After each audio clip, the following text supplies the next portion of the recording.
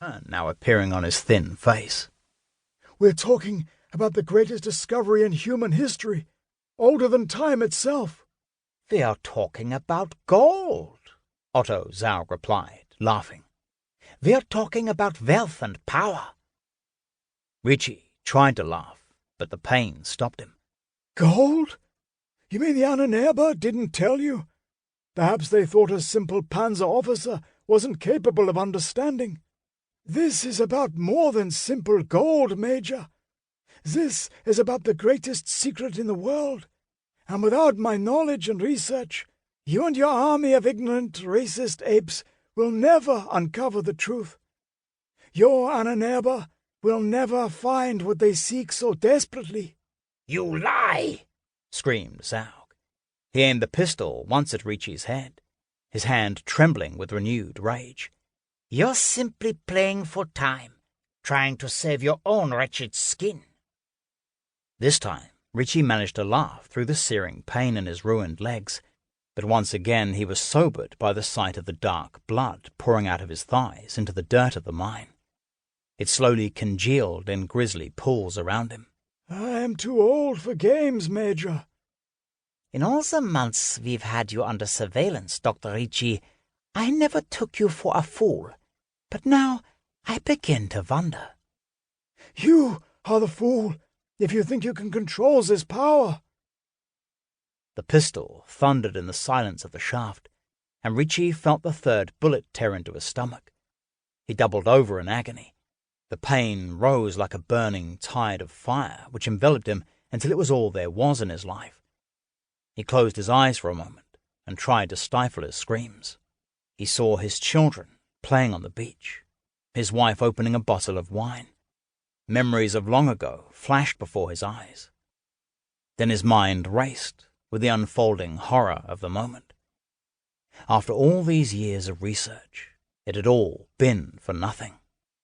All these years of hunting for the evidence he so desperately wanted, and finding it buried deep in the mines, just as he always knew it would be.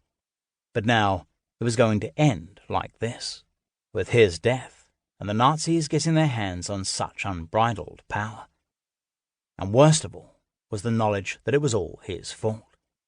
It was his years of diligent research, of trawling through the artifacts, poring over the texts, believing in the legends when all those around him mocked and ridiculed him, that had led to this discovery. And it was his own foolishness that had allowed the Nazis to follow him and take his discovery away. It pained him even to think about it. The SS officer walked over to Ricci and put his boot on the dying man's shoulder to hold down his body, while he wrenched the sack away from him. He jerked at it, pulling with such force he snapped the strap. Ricci looked up at the Nazi once again, perhaps for the final time. Outside, he now heard the familiar cry of the kestrel he had watched just that morning, gliding in the thermals above the cliffs in the sunrise. He thought about what would happen if the Nazis found what they were looking for, what they had used Major Zaug to find. Zaug opened the sack and looked at the piece of ancient, crumbling text inside, and his smile faded. Ricci saw the Nazi's face change expression instantly. The archaeologist spoke through dry, cracked lips. "Now the truth dawns. The Ahnenerbe lied to you. What you are looking at is evidence of something 1,000 times more powerful than mere gold. What you are looking at would give you the ultimate power over mankind, but only I can find it." Zaug looked down at Ricci, a greedy smile crossing his lean, unshaven face. "I think not, Dr. Ricci. You overestimate yourself, and you underestimate the Reich.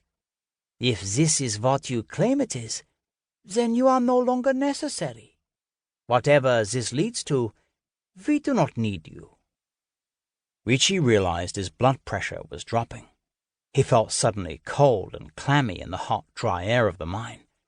Dizziness overtook him. Suddenly now, Zaug aimed the Mauser squarely at the elderly archaeologist's head and offered one final narcissistic smirk. "Before you die," Zaug said coolly,